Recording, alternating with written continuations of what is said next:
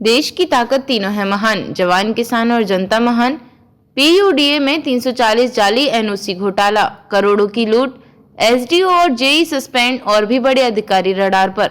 Punjab urban planning and development authority के Amritsar division में भ्रष्टाचार का एक बड़ा मामला सामने आया है, जिसने पूरे सिस्टम को सवालों के कटघरे में खड़ा कर दिया है। पीयूडीए के पूर्व अतिरिक्त मुख्य प्रशासक मेजर अमित सरीन की जांच में 340 फर्जी एनओसी जारी करने का मामला उजागर हुआ है।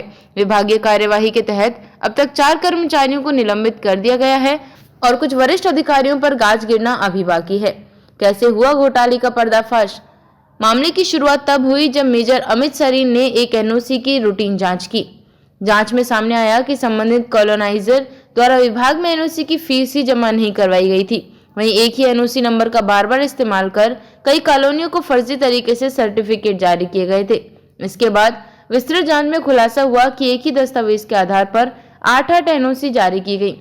रिहायशी से लेकर कमर्शियल प्रोजेक्ट्स तक के लिए इन जाली एनओसी के बदले 50,000 से 5 लाख रुपए तक रिश्वत ली जाती थी। अब तक की कार्यवाही जांच के आधार पर विभाग ने पीयूडीए के एसडीओ मनबीर सिंह और जेई दविंदर पाल सिंह को सस्पेंड कर दिया है। इससे पहले ईश्वर सैनी और अश्विनी कुमार नामक 2 अन्य कर्मचारियों को निलंबित किया जा चुका है। सूत्रों की माने तो इतने बड़े स्तर पर भ्रष्टाचार केवल जूनियर कर्मचारियों से संभव नहीं है। एनओसी जैसे संवेदनशील दस्तावेज पर कई अधिकारियों के हस्ताक्षर होते हैं। ऐसे में इस गड़बड़ी में पीयूडीए के सीनियर अफसरों की मिलीभगत की भी जांच चल रही है, जिन्हें मेजर सरीन द्वारा पहले ही शोकॉज नोटिस जारी भेजा गया है। 340 जाली एनओसी कहां जारी हुई? घोटाले के केंद्र में पीयूडीए का अमृतसर डिवीजन है, जहां 38 अलग-अलग कॉलोनियों को 340 फर्जी एनओसी जारी की गई। कुछ प्रमुख कॉलोनियों के नाम और उनके खिलाफ दर्ज फर्जी एनओसी की संख्या। इस घोटाले के अंतर्गत पीयूडीए के भ्रष्ट कर्मचारियों ने कुल 340 फर्जी एनओसी अलग-अलग कॉलोनियों को जारी किए। इसमें सबसे ज्यादा 51 फर्जी एनओसी खुरमानिया गांव को दी गई, श्री रामजी एनक्लेव को 39, बाबा दीप सिंह एनक्लेव को कुल 43, गुरु अर्जुन सिंह एनक्लेव को 18 और प्रीत एवेन्यू व प्रीत नगर को 21 जाली एनओसी जारी की गई। इसके अलावा संत विहार को 11, गोल्डन सिटी को 10, ग्रीन विलास को 8 और सिल्वर सिटी को भी 8 फर्जी एनओसी दी गई। बाकी की बची हुई एनओसी अन्य कॉलोनियों को दी गई, जिससे कुल मिलाकर यह संख्या 340 तक पहुंच गई। सरकार को कितना हुआ नुकसान? रिपोर्ट के मुताबिक अगर ये सभी एनओसी वैध प्रक्रिया से जारी होती तो सरकार को करोड़ों रुपए का राजस्व मिलता।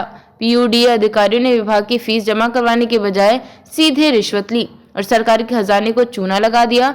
सरकारी रुख और सख्त आदेश। पंजाब सरकार की स्पष्ट नीति है कि अगर कोई सरकारी कर्मचारी रिश्वत लेते या सरकारी राजस्व की चोरी करते हुए पकड़ा जाता है तो उसे सीधे नौकरी से बर्खास्त किया जाएगा, केवल सस्पेंड नहीं किया जाएगा। इस मामले की गंभीरता को देखते हुए अब पीयूडीए चंडीगढ़ मुख्यालय के वरिष्ठ अधिकारी भी जांच के दायरे में हैं। क्या हो सकता है अगला कदम?